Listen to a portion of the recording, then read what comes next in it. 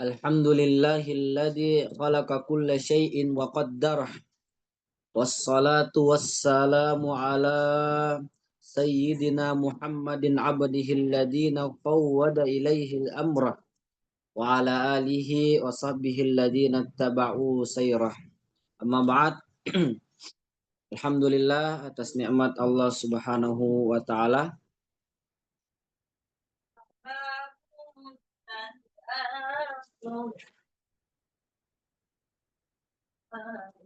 Kita tunggu sejenak Dr. Umar, punya jaringan.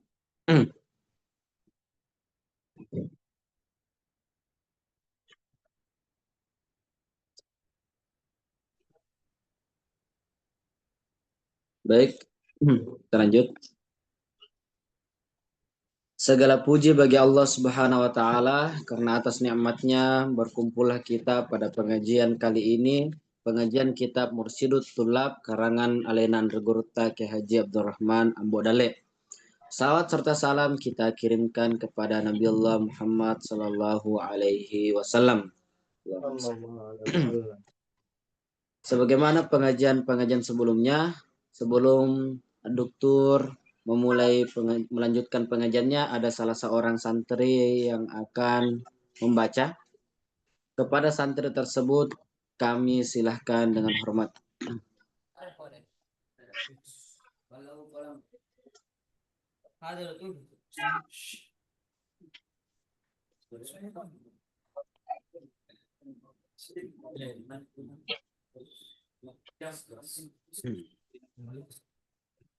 Assalamualaikum warahmatullahi wabarakatuh. Waalaikumsalam warahmatullahi wabarakatuh. Bismillahirrahmanirrahim. Mas'alatul rabi'atu asyar. Masalah yang ke-14 fil istidlali, tentang lanjutan dalil hukum atau istidlal, wa fihi matalib, dan di dalamnya terdapat banyak pembahasan. Al-matlabul awwalu, pembahasan yang pertama, fi ta'rifil istidlali, tentang definisi atau pengertian istidlal. Wa huwa 'indal fuqaha'i utliqa, ya, istidlal menurut para ulama fuqaha itu terkadang diartikan ala iqamati dalilin, atas menetapkan dalil haqiqah yang telah diteliti atau yang telah diperiksa. Kada alama laisa ijma'in, istidlal itu adalah sesuatu yang bukan ijma', wala nassan, dan bukan sunnah atau Al-Quran, wala minal qiyasi, dan bukan juga qiyas, pada jala yang telah nampak. Hadal akhiru, inilah yang terakhir, pada uridaha huna, sungguh itulah yang diinginkan di sini. Bayanuhu, penjelasannya, bayanjali matlubuna, hingga nampak yang kita inginkan. Al-matlabus tsani, pembahasan yang kedua, fi aqsamil istidlali, tentang pembagian-pembagian istidlal. Wa huwa ila arba'atin yuqassamu, yaitu terbagi menjadi 4 bagian. Awwaluha, yang pertama ialah al-istishabu, istishab. Yursamu, itu dinamakan al-istishab. Bija'ali hukmin sabitin, jadikan suatu hukum yang telah ditetapkan sebelumnya, bima madho, yang telah ditetapkan sebelumnya, ya beko, tetap berlaku sebelumnya, li fuqadani zuhur lima maqtadha, karena tidak ada dalil yang mengkehendaki hukum tersebut diganti. Tagiruhu, yang lain, wasani, dan yang kedua, minha tursamu, itu dinamakan maslahatun mursalatun, maslahah mursalah, wa tursamu, dan itu dinamakan maslahatun mursalatun, bi annaha wujudun ma'nan yush'iru, karena adanya suatu manfaat atau faedah yang menunjukkan bil hukmi, dengan hukum, la aslalahu, tidak ada dalil khusus yu'tabaru, yang bisa dijadikan dalil. Wasalisul aqsami, dan pembagiannya yang ketiga, sumnya bisad dari'ah, itu dinamakan bisad dari'ah, yang artinya mencegah sesuatu yang buruk. Wa huwa indahum, dan menurut para ulama itu diberikan pengertian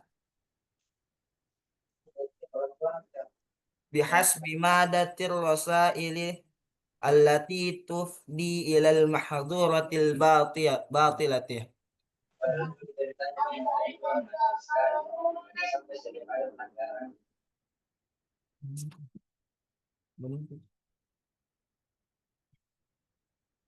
Menutup segala wasilah atau pengantar yang mengantar kepada al-mahdhurah, kepada larangan yang batil. Rabi'uha yang keempat, sumnya bistihsan, dinamakan istihsan. Wahadduhu dan lada, dan pengertian menurut ulama dawil irfani itu ialah dawil irfan. Wal adalu an qiyasin li qiyasin, yaitu dalil yang berpaling dari kias dengan mengambil suatu kias yang aqwa, yang lebih kuat, awil uduli atau awil uduli fasliya, atau dalil, atau bahkan meninggalkannya sama sekali. Fasliya an hukmid dalili li'adati dari hukum dalil yang menunjukkan kebiasaan atau adat, bisababin dengan sebab, yufdi ilal maslahati karena akan mengantar kepada maslahat. Wa qila takhsisu qiyasin bidalilin, dan ada yang berpendapat menghususkan qiyas dengan dalil, lebih huwa aqwa minhu hadza faqbali, itu lebih kuat darinya hadza ini faqbali.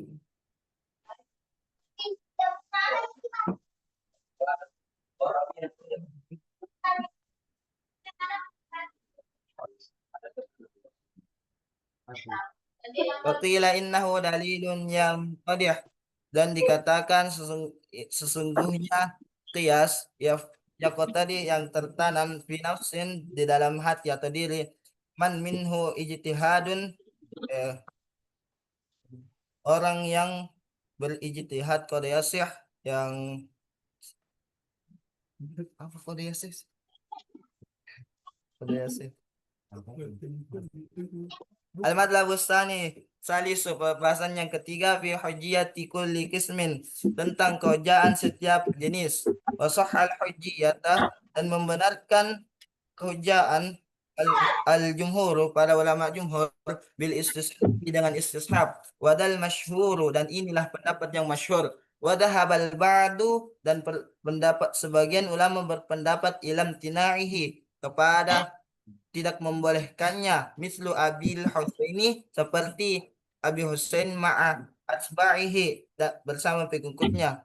Wakhtalafu fil qawli, dan mereka berbeda pendapat dalam berhujjah bil maslahati, dengan maslahat, ala madhahibi kama sayati, terhadap beberapa pendapat tentang dalil yang datang ini. Wal jumhuru man'uha, dan ulama jumhur melarangnya mutlaqah, secara mutlak. Wa malikun ra'al jawaza mutlaqah, dan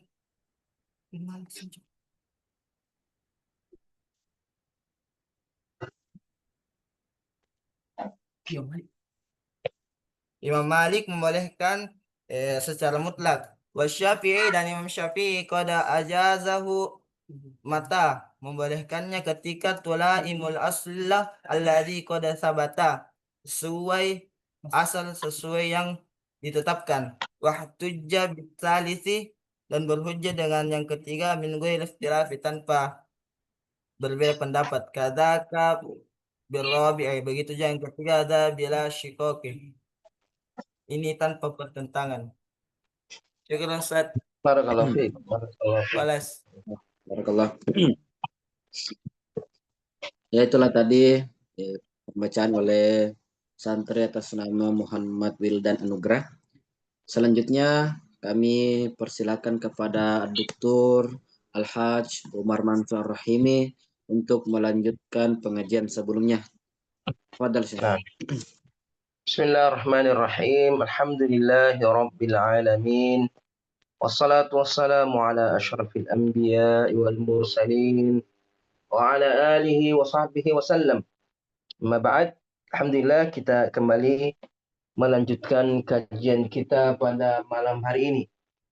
Lanjutan pembahasan kitab Mursyidit Tullab karya Andre Guruta Abdurrahman Ambodale rahimahullah taala, dan kita masih pembahasan tentang al-matlab atau pembahasan al-mas'alah al-khamis asyar. Kita sudah bahas sebelumnya pembahasan yang ke-15 yaitu tentang sunnah. Dan kita sudah jelaskan al-matlabul awal yaitu tentang definisi as-sunnah dan pembagiannya. Yaitu sunnah itu ada qauliyah, ada fi'liyah, dan ada takririyah. Sunnah adalah semua yang dinukil dari Nabi. Semua yang berasal dari Nabi, baik itu ucapan atau perbuatan beliau atau pengakuan dari beliau sallallahu alaihi wasallam. Dari sini juga definisi ini, sunnah itu terbagi 3, yaitu sunnah qauliyah, sunnah fi'liyah, dan sunnah takririyah. Kemudian matlab yang kedua yaitu tentang pembagian sunnah. Ini secara umum sebenarnya, bukan cuma sunnah qauliyah, tapi sunnah secara umum ditinjau dari cara sampainya kepada kita atau ditinjau dari jumlah sanad yang sampai kepada kita. Nah, sanad itulah yang menyampaikan hadis Nabi Shallallahu Alaihi Wasallam kepada kita, dari Nabi kepada sahabat, tabiin, atba tabiin, sampai kepada kita atau sampai kepada imam-imam ahli hadis. Itu namanya sanad. Hadis ditinjau dari jumlah sanadnya, itu ada yang mutawatir dan ada yang ahad. Yang mutawatir adalah hadis yang diriwayatkan oleh banyak orang. Yang mana jumlah banyak orang ini bisa dipastikan mustahil mereka bersatu berkumpul untuk memalsukan atau membuat hadis tersebut dari diri mereka sendiri. Sehingga ulama mengatakan bahwa hadis mutawatir itu pasti sahih selama benar penetapannya bahwa dia hadis mutawatir. Jika ulama menghukum bahwa itu hadis mutawatir, maka itu pasti dari Nabi Sallallahu Alaihi Wasallam. Adapun yang kedua itu hadis ahad, hadis yang jumlahnya tidak sampai kepada tahap mutawatir. Artinya jumlahnya itu tidak menjamin, tidak membuat kita yakin bahwa mereka tidak berdusta. Masih ada kemungkinan. Ini hadis ahad, ini nanti akan dilihat pembagiannya. Cuma kayaknya di sini Andre Guruta tidak menyebutkan pembagian hadis ahad ditinjau dari sanadnya. Beliau hanya menjelaskan hadis ahad ditinjau dari kesahihannya. Jadi hadis ahad adalah hadis yang tidak memenuhi syarat mutawatir. Kenapa? Karena jumlahnya tidak ada jaminan bahwa mereka tidak berdusta. Nah, ini hadis ahad ditinjau dari sanadnya itu terbagi 3. Ada namanya hadis masyhur. Yang kedua ada namanya hadis aziz. Yang ketiga ada namanya hadis gharib atau hadis al-fard.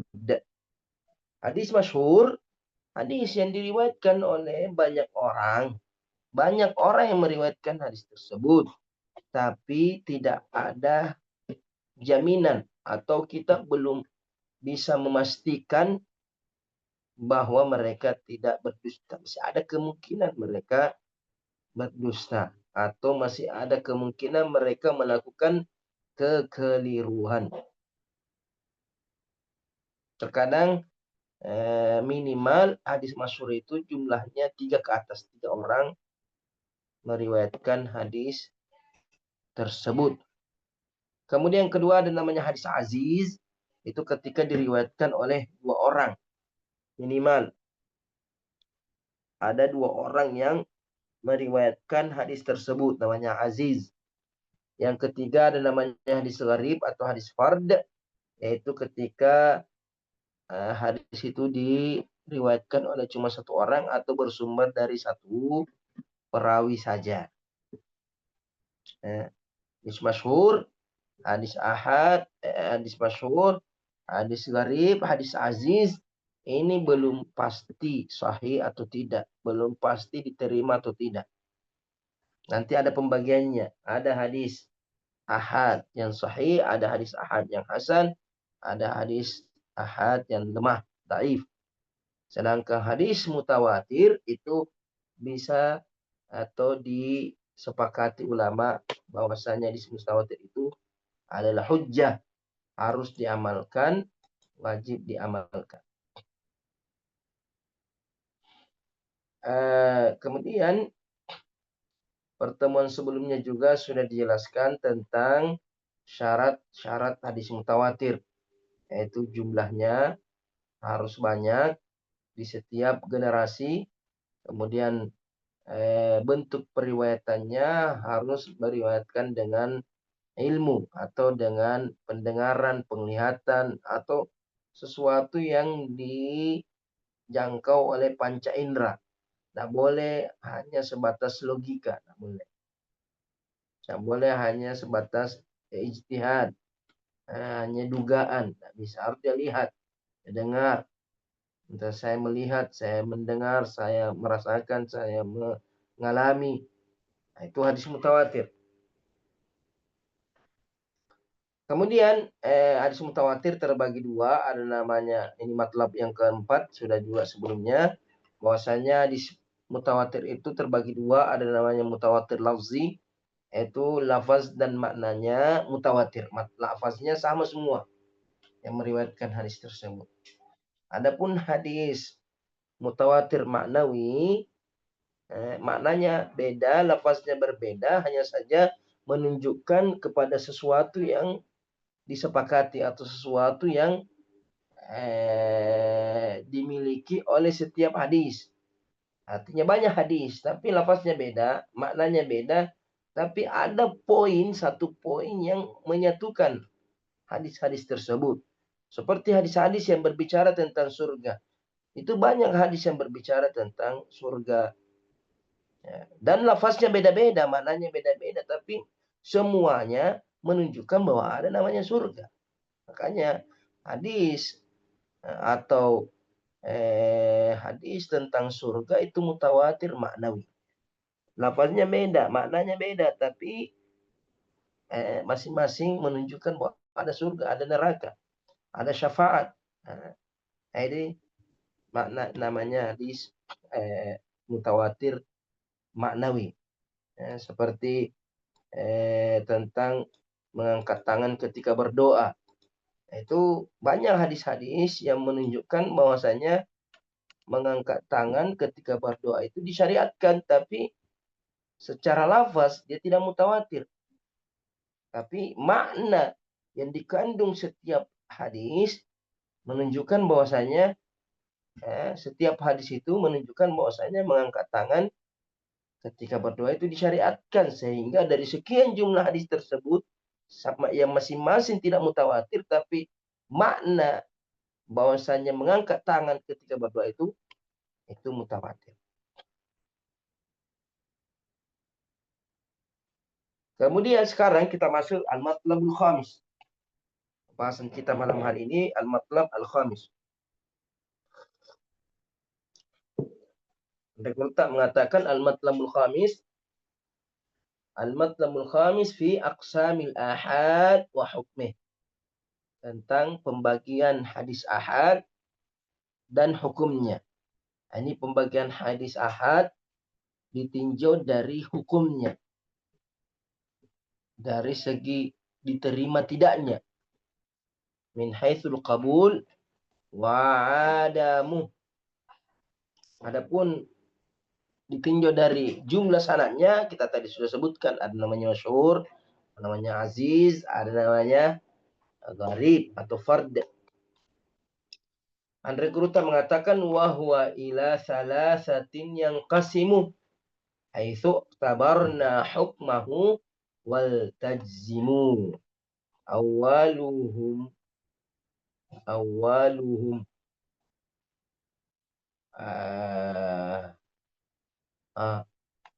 awaluhum ada alifnya di sini. Awaluhuma cuma dua. Awaluhum awaluhum sahihu wa huwa ma nuqil. Bagus ini awaluhu. Awaluhu sahihu wa huwa ma nuqil. Bisanadin muttasilin wa lam yu'al. Wa lam yushadz. Wa lam yashudda. Shadda. Shadda. Wa lam yashudda. Pakai zal bukan pakai dal. Walam yashudza dhabtuhu qad tamma.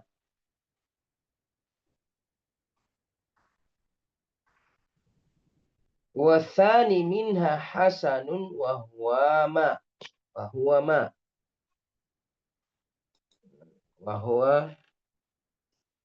wa huwa ma urifa man akhrajahu washtahara rijaluhu washtaharat rijaluhu. Baik barisnya rijaluhu karena fa'ilnya washtaharat rijaluhu la qas-sahihi qad atat thalithuha ad-da'ifu wa huwa ma qasur an hasanin wa huwa iqsama kathur. Wal qismanil awwalani hujjah wal qismul akhiru laisa hujjah. Ini al-matlab al-khamis. Pembagian hadis ahad ditinjau dari diterima tidaknya. Dan regurutta wa huwa ila salasatin yang qasimu. Hadis ahad itu terbagi menjadi 3 haitsu tabarna hukmahu. Ditinjau kita terima hukumnya atau tidak, maka pastikanlah wal tajzimu, maka pastikanlah jazam. Ya, hadis ahad ini terbagi 3 ditinjau dari diterima tidaknya atau dari tinjauan kita terhadap hukumnya. Tabarna hukmahu. Awaluhu yang pertama as-sahih. Pertama adalah hadis sahih. Apa itu hadis sahih? Wa huwa manukil. Hadis yang dinukil bisanadin muttasil. Bisanadin muttasil.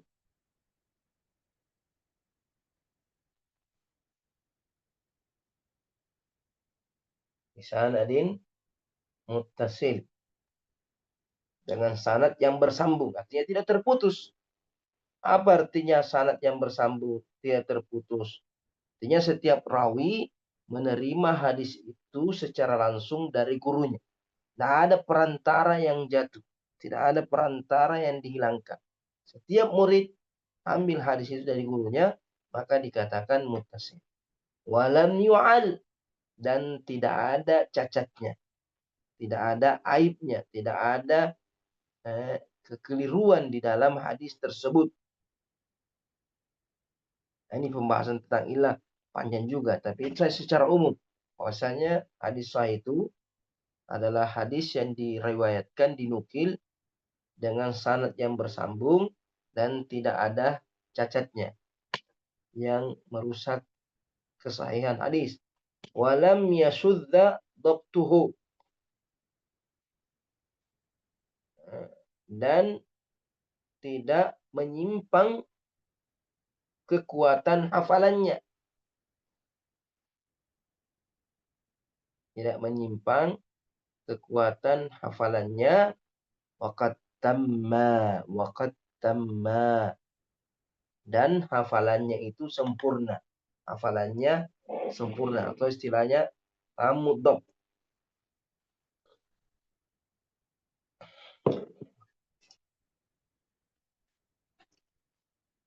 Jadi di sini Andre Kurta menyebutkan definisi hadis sahih.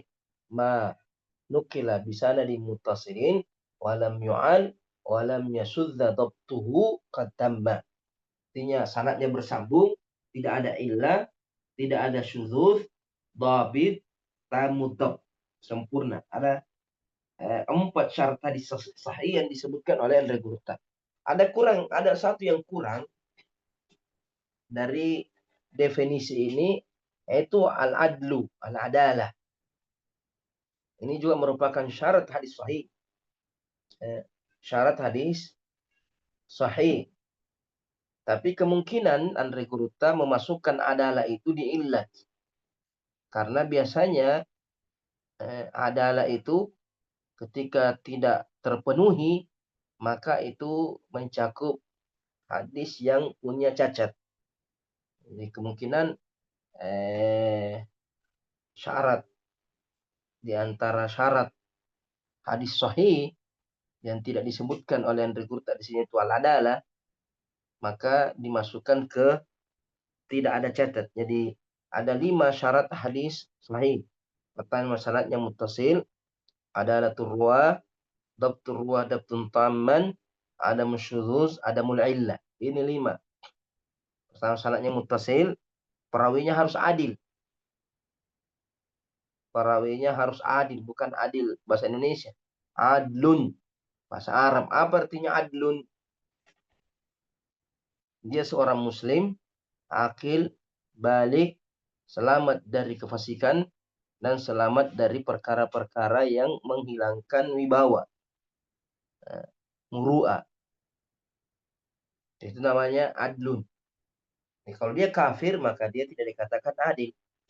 Kalau dia masih kecil, belum balik, tidak dikatakan adil. Dia tidak berakal, tidak dikatakan adil. Kalau dia pelaku dosa besar, dikatakan adil, fasik. Atau dia melakukan dosa kecil tapi terang-terangan atau dianggap sepele sehingga dia dikatakan fasik, maka dia tidak adil. Atau melakukan perkara-perkara yang tidak haram dari segi syar'i tapi tidak pantas dari segi urf atau adat. Melakukan hal-hal yang tidak baik di mata kebanyakan atau di mata adat istiadat atau kebiasaan di satu negeri. Namanya adlun. Ini tidak disebutkan oleh Andre Kurta dalam definisi hadis sahih di sini. Tak mengatakan kemungkinan besarnya itu syarat adlun masuk ke syarat tidak ada cacat. Lam yu'al. Karena kalau dia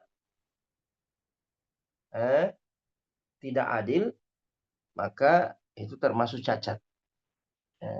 Cuma ulama hadis itu mengatakan illah itu di antara syaratnya illah itu harus khafi. Sedangkan ketika perawinya tidak adil, itu biasanya cacatnya nampak jelas.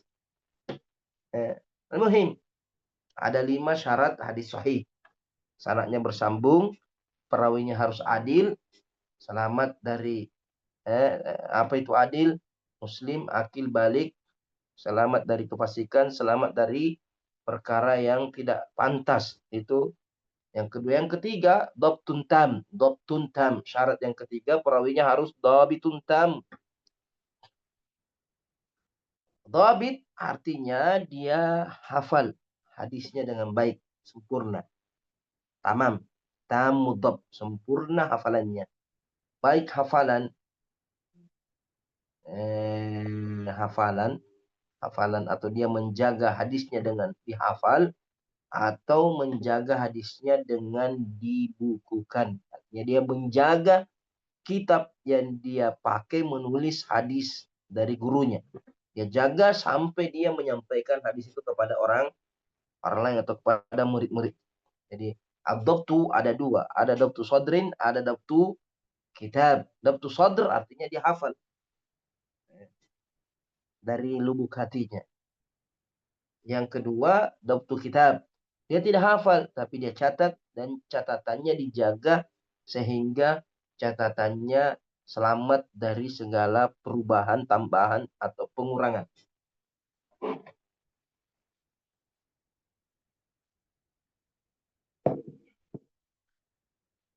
Termasuk juga dhabit itu, di antara syaratnya dhabit, kalau di sini mengatakan walam yashudda dhabtuhu. Dhabtuhu artinya hafalannya. Baik hafalan dadanya atau dhabtunya, dia menjaga bukunya. Kemudian apabila dia meriwayatkan hadis dengan makna, jika dia lupa lafaznya itu hadis, kemudian dia riwayatkan dengan makna, maka disyaratkan dia menguasai makna kata-kata dalam bahasa Arab, supaya dia tidak mengganti makna dengan mengganti kata. Dia harus paham makna hadis dan kalimat yang dia pergunakan. Karena dia meriwayatkan tidak dengan lafaz yang dia dengar dari gurunya. Dia pakai lafaz yang lain, tapi maknanya harus sama.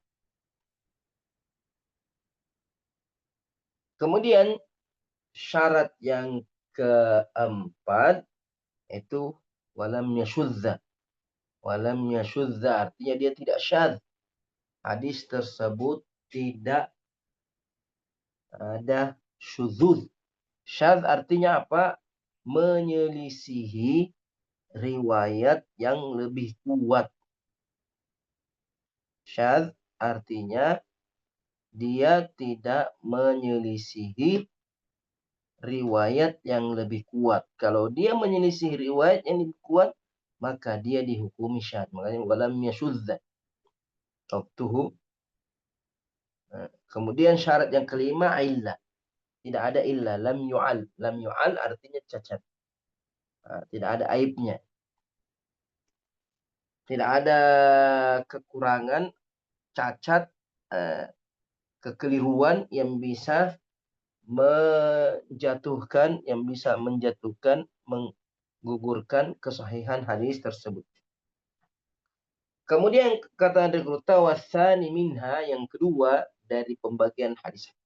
Hadis ahad ditinjau dari hukumnya hasanun. Namanya hadis hasan. Apa itu hadis hasan? Wa huwa ma wasani minha hasanun wa huwa ma urifa man akhrajahu washtaharat rijaluhu la kasahih qad atat.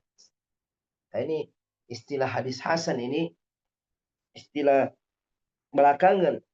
Dahulu ulama hanya mengetahui istilah sahih dan dhaif. Sahih dan dhaif, tidak ada istilahnya hasan. Belakangan ulama dikatakan bahwa Imam Tirmidzi itu yang mempopulerkan istilah hasan, adalah hadis yang pertengahan antara dhaif dan sahih. Jadi dia tidak sahih seperti hadis sahih lainnya, dan tidak juga lemah, pertengahan. Makanya definisinya di sini mengatakan wa huwa ma'urifa man akhrajah. Hadis yang diketahui siapa yang meriwayatkan hadis tersebut. Artinya diketahui perawi-perawi. Washtaharat rijaluhu, dan perawi-perawinya masyhur, terkenal. La kasahih, tapi kedudukan perawinya tidak sama dengan kedudukan perawi hadis sahih. Qad atat, datang. Datang, rijalnya datang, la kasahih. Nah, ini definisi hadis hasan, banyak perselisihan ulama, tapi pendapat yang lebih kuat itu perkataan Al-Hafiz Ibnu Hajar di Nusatul Nazar, mengatakan bahwasanya hadis hasan itu sama seperti hadis sahih. Sama seperti hadis sahih. Sanadnya bersambung, perawinya adil, dhabit, tidak ada syudzuz, tidak ada illah. Hanya saja yang membedakan antara sahih dengan hasan, kalau hadis sahih, perawinya itu dhabitun tam. Dhabtun tam. Maka kita dhabtuhu qad tamma. Artinya kekuatan hafalannya itu sempurna, tertinggi. Sedangkan hadis hasan, dhabtuhu qad khaffat. Artinya hafalannya agak rendah. Tidak seperti hadis atau perawi hadis sahih. Jadi ketika perawinya memiliki tingkatan hafalan yang tertinggi, maka dia sahih. Kalau kurang sedikit, kurang di bawah, tapi tidak sampai lemah, masih kuat juga, tapi tidak sekuat hadis sahih, maka dia dikatakan hasan. Kali dikatakan rijaluhu la kasahihi qad atat. Tidak sama seperti perawi-perawi hadis sahih. Karena perawi hadis sahih, dhabtuhu tam. Hafalannya sempurna. Kalaupun keliru 1, 2, 3. Sedangkan hadis hasan, perawinya sedikit ada kelemahan. Tapi tidak sampai dhaif. Salisuha,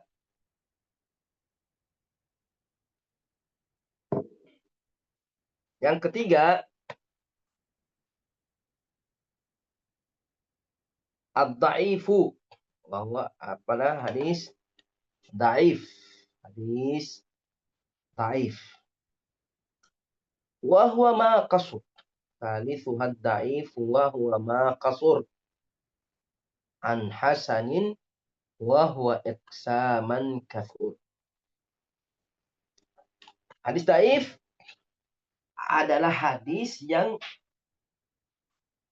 kurang dari hasan atau lebih rendah daripada hadis hasan. Jadi sudah bukan lagi dhabit entam, tapi ghairu dhabit, sudah tidak ada dhabitnya, sudah lemah. Biasanya kalau kita presentasikan hadis dhaif itu kekuatan hafalannya di bawah 50%. Kalau hasan di atas 50%, tapi kalau hadis sahih 80 ke atas. Jadi hasan sekitar 70, 50. Di bawah 50 itu berarti dia sudah lemah. Karena dimengatakan wa ma qasur adalah hadis yang lebih kurang atau kurang dari hadis hasan. Wa huwa iqsaman kathur. Hadis dhaif ini, hadis lemah, itu banyak sekali pembagiannya. Wa huwa iqsaman kathur. Pembagiannya sangat banyak. Cuma ulama menyebutkan ada dua. Dicatat ini. Ada dua sebab hadis itu lemah. Pembagian hadis dhaif itu bisa kita lihat dari sebab kelemahannya. Sebab lemahnya hadis itu. Yang pertama, hadis itu lemah karena ada atau karena terputus sanadnya. Saat hadis itu dhaif disebabkan karena sanadnya terputus. Yang pertama. Kemudian yang kedua, hadis itu dianggap lemah, dihukumi lemah karena ada celah pada perawinya, ada cacat pada perawi. Ada cacat pada perawinya.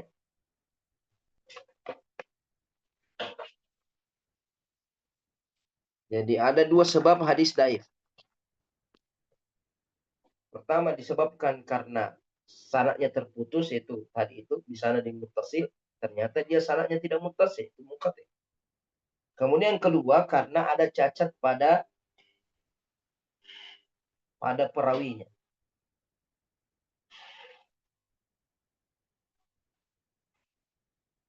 Hadis dhaif yang disebabkan karena sanadnya terputus itu terbagi dua. Hadis dhaif disebabkan karena sanadnya terputus terbagi menjadi dua. Ada namanya saktun zahir, saqata, saktun zahirun. Artinya ada perawi yang gugur secara jelas, nampak sekali kelihatan bahwa ada perawi yang jatuh di sini sehingga sehingga dia munqati, tidak bersambung. Kenapa tidak bersambung? Karena ada perawi yang digugurkan, dijatuhkan.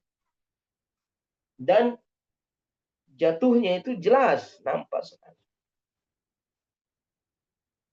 Yang kedua ada namanya saktun khafi. Saktun khafi. Artinya ada perawi yang jatuh di sanad tersebut, tapi jatuhnya ini sangat halus. Sulit dideteksi. Kita mungkin menyangka bahwa tidak ada yang jatuh, tapi ternyata ada yang jatuh. Karena sangat samar. Jadi gambarannya tadi itu hadis dhaif, sebabnya dhaif terbagi dua. Ada yang jatuh di sanadnya, perawi jatuh di sanadnya, terputus sanadnya. Yang kedua ada cacat pada perawi. Sanadnya yang terputus itu juga terbagi dua, terputus secara zahir, terputus secara halus. Yang terputus secara zahir, yang nampak jelas sanadnya terputus, itu ada 4 hadis dhaif di situ. Ada 4 jenis hadis dhaif yang disebabkan karena ada perawi yang jatuh secara nampak.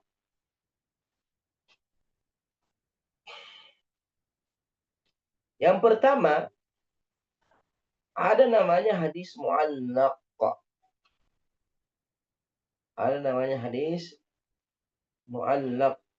Hadis mu'allaq. Mim, ain, lam, qaf. Mu'allaqun, tergantung. Kenapa?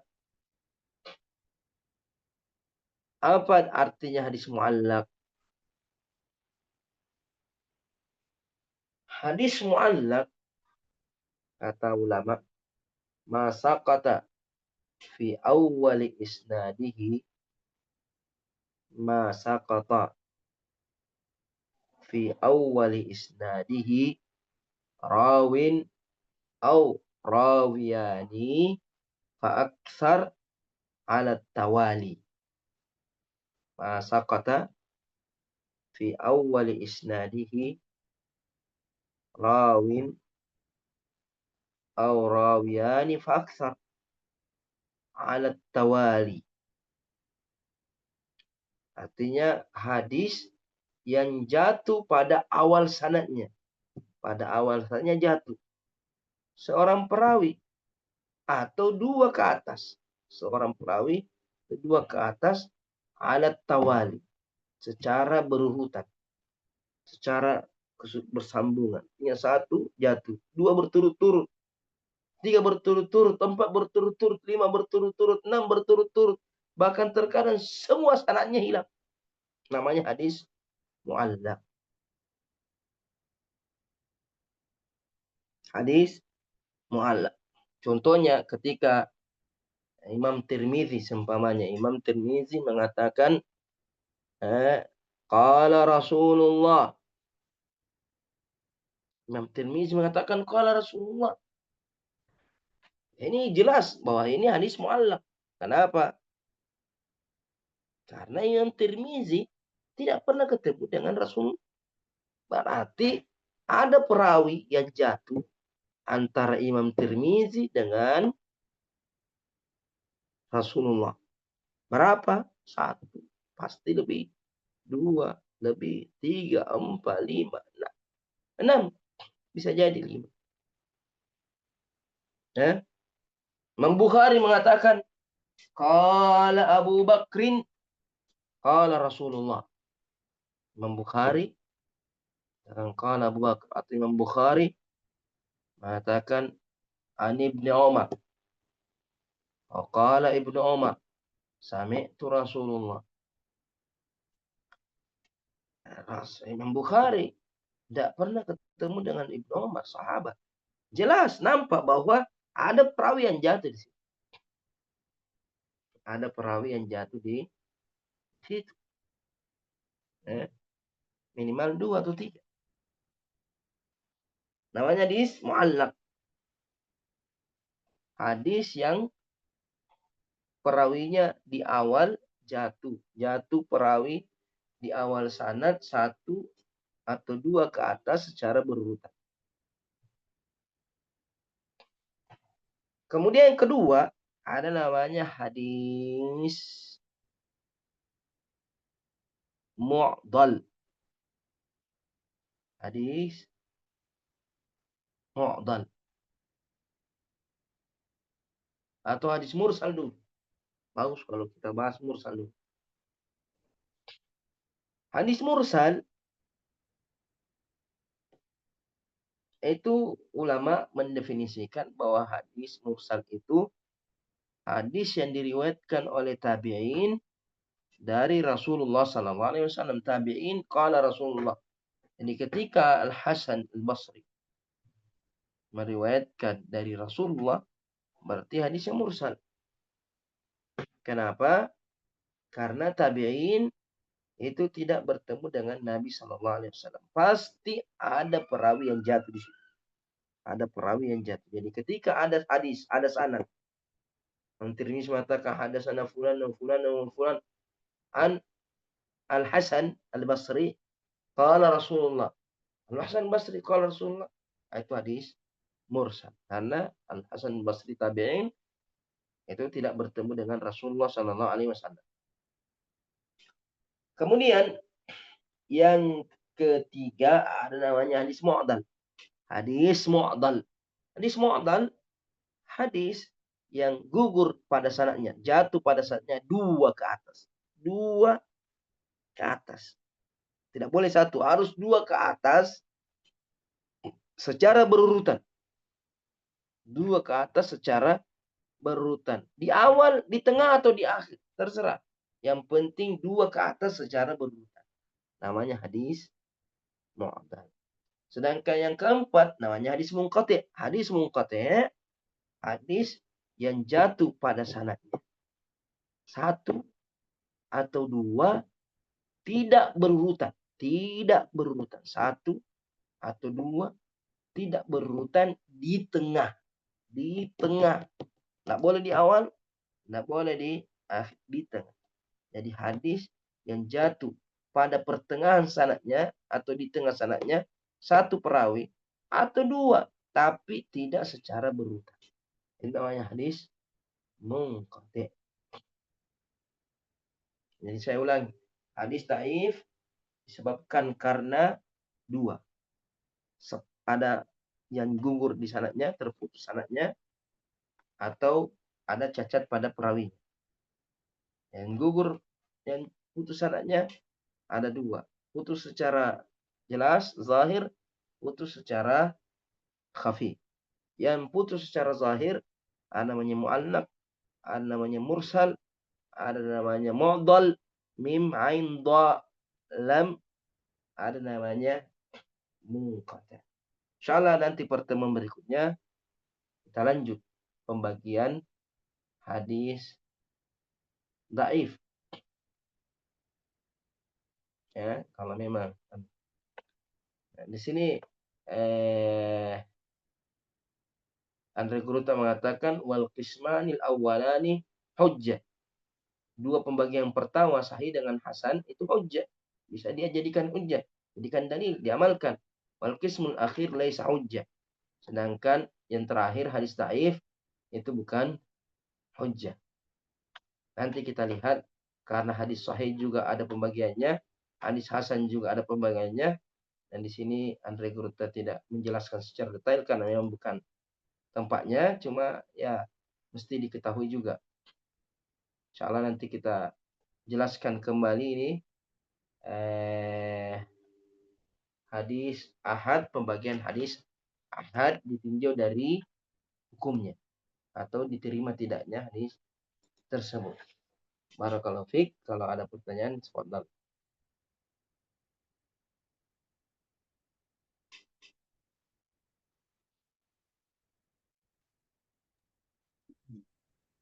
Baik, itulah tadi penjelasan dari Dr. Umar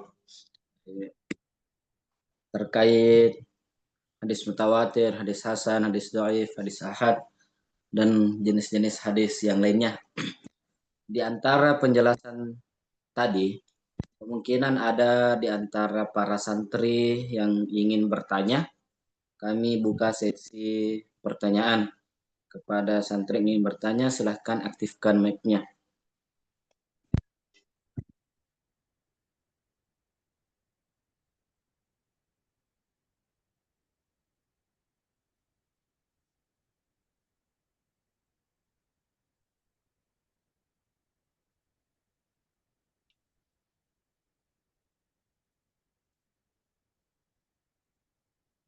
Dari Barugan di Gela, apa ada pertanyaan?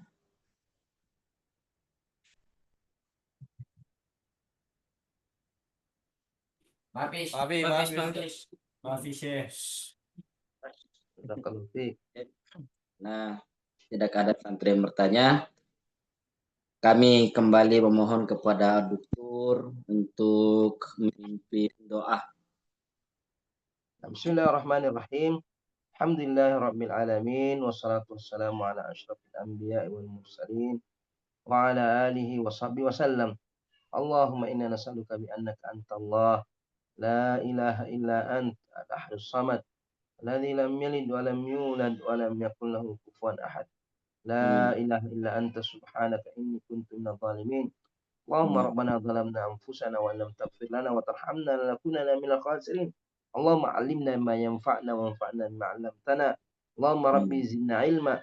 Allahumma inna na'udzubika min ilmin la yanfa' wa min qalbin la yakhsha wa min nafsin la tashba' wa min du'a'in la yustajabu lah. Wa sallallahu ala sayyidina Muhammadin wa ala alihi wa sahbihi wasallam. Alhamdulillahi rabbil alamin. Amin amin ya rabbal alamin. Kami keluarga besar Pondok Pesantren Dede Abrat mengucapkan banyak terima kasih kepada Dokter. Kemudian mari kita mengakhiri pengajian kita pada malam hari ini dengan bersama-sama mengucapkan doa kafaratul majelis. Subhanakallahumma bihamdik.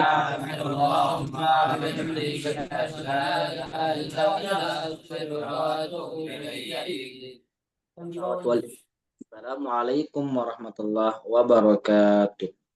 Waalaikumsalam.